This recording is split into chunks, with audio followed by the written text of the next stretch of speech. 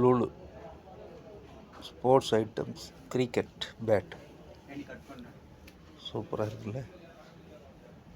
Cricket bat இருக்குது, இன்னும் நிறையா வச்சுருக்காங்க. பால், டென்னிஸ், கிரிக்கெட் பால் மட்டும், tennis cricket ball, handle grip இருக்குது, ரப்பர் எல்லாமே இருக்குது. கிரிக்கெட் பேட்டு ராவாரியாக இருக்குது.